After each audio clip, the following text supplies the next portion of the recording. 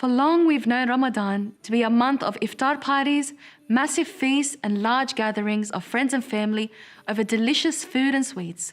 Yet for the first time this year, things have changed drastically, and thanks to lockdown restrictions, these gatherings are no more.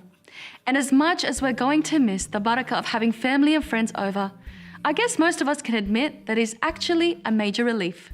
While we all love hosting our friends and family and collecting the reward of feeding the fasting, these gatherings often meant that we would spend hours on end cooking, cleaning, packing up, tidying, and of course, a whole lot of panicking and stressing out.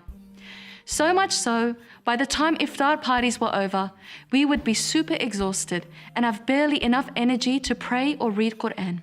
So as a Muslim mum, I am embracing this unique homebound Ramadan with a positive spirit and a sense of gratitude. We finally have a Ramadan where our energy can be focused on pleasing Allah and drawing nearer to Him. We finally have a Ramadan where we can focus on ourselves for once and work on our own spirituality. And above all, we finally have a Ramadan where we can take advantage of the gift of seclusion with Allah like never before. We finally have the opportunity to be away from people and connect with Allah in private. In the hadith of Jibreel alayhi salam, the Prophet sallallahu alayhi wasallam defined ihsan as to worship Allah as though you can see Him. Let us use these solitary moments to speak to Allah as though we can see Him, as though we can hear Him. Let us really embrace our solitude with Allah to just sit and talk to Him. Let Him know our worries, our concerns, our frustrations, whatever is on our minds that we need help in. It's the perfect opportunity to enjoy uninterrupted time between us and Allah. It is through this seclusion that we learn what it's like to be of those who are conscious of Allah in private. It enables us to be of the people who fear Allah in private and truly taste the sweetness of sincerity. And of course, it enables us to understand what it's like to stand before Allah alone, an event that will no doubt happen once more in the hereafter.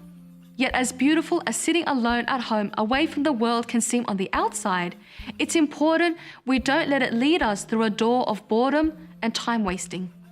The Prophet ﷺ states in a hadith that there are two blessings that people take for granted: good health and free time.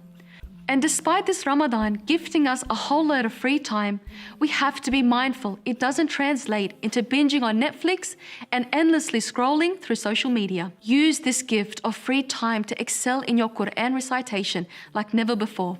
Take the time that would have otherwise been spent on preparing iftar parties and transfer it towards preparing a night of prayer and dhikr. Yes, I'm going to miss all the lovely dinners with friends and family. But I want this Ramadan to be a Ramadan I will never forget.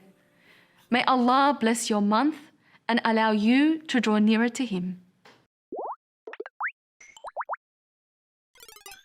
If you enjoyed this video and other content One Path Network produces, please visit onepathnetwork.com.